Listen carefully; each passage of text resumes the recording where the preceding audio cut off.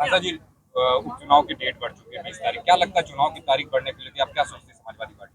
अ, ये तारीखें इस बात के लिए बढ़ा रही हैं, वो डर रहे हैं क्योंकि उनके पास इंटेलिजेंस की तमाम एजेंसीज हैं। बीजेपी के लोगों के पास सरकारें हैं उनकी, उनके पास सीधी रिपोर्ट्स है कि सारी सीटों पर समाजवादी बड़े वोटों से जीत रहे हैं।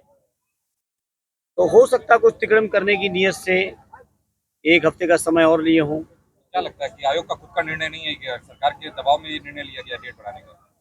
देखिए, डेट जब आयोग देते हैं तो बहुत सारे मुद्दों पर सरकार से चर्चा होती रही है एक, और स्वाभाविक आप समझ सकते हो। इसी तरह से मिल्कीपुर का चुनाव भी रोका गया।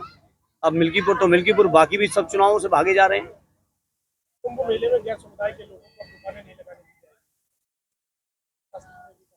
देखिए, इस तरह के बयान संविधान के विरोध के बयान हैं।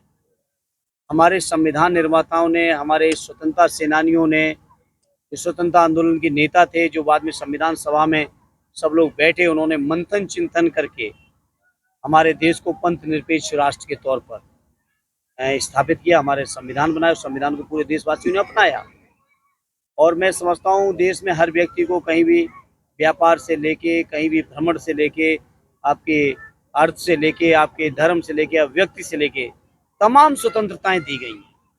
अब इस तरह की चीजें केवल नफरत फैलाने की नीयत से ये बातें कर रहे हैं। चुनाव कई बार देखे गए हैं, चुनाव में पहले बीजेपी दावा करती थी, पहले का बयान था कि सबका साथ सबका विकास। अब नया नारा योगी जी के द्वारा दिया जा रहा है, बटोगे तो कटोगे।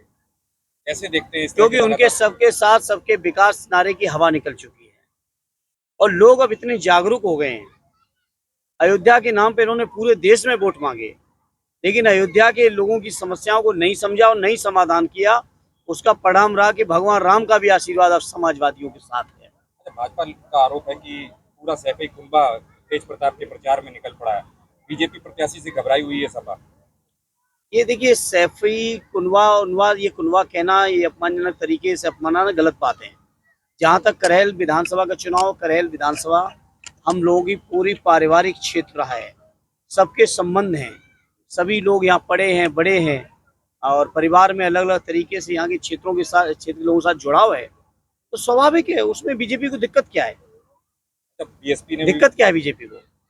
अगर कास्ट फैक्टर की बात करें तो यादव सबसे ज्यादा है और शाक्य दूसरे नंबर पे आता है। बीएसपी ने शाक्य प्रत्याशी खेल के दाव चलाया। सारा पीडीए, अब ये छोड़िए बांटने और काटने वालों की बातें, उन्हीं बातों में पत्रकार मित्र आप भी फंस रहे हो।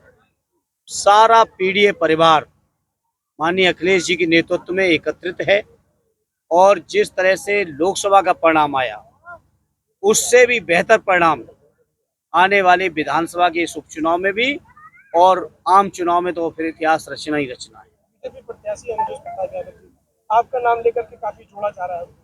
तरीके से देखिए, इसमें कोई बात नहीं है, कोई चीज ऐसी नहीं है जो छुपी हो आप सबसे भी, या प्रदेश और देश में किसी छुपी हो।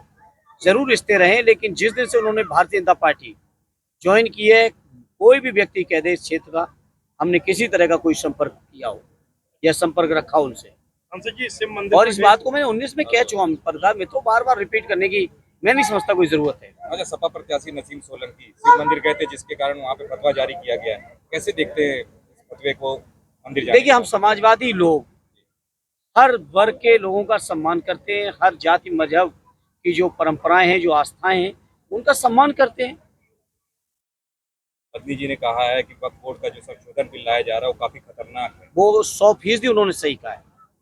ये इन्होंने पहले रेल की जमीनें कब्जा की, डिफेंस की जमीनें कब्जा की, अब जो वक्फी जमीनें हैं उस पर नजर है बीजेपी के लोगों की। वो सरकारी बोर्ड बना बना के, जो उसका मूल उद्देश्य है, जिन लोगों ने वक्फ की है जमीनें, उनकी जमीनों को छीनने का प्रयास हो रहा है। और इसको समाजवादी पार्टी ने सदन में भी पुरजोर विरोध किया है। अभी हम लोग, आएगा सदन में मामला, फिर से मजबूती से विरोध करेंगे, और मुझे उम्मीद है विपक्ष की एकता के आगे ये बिल आगे नहीं चल पाएगा।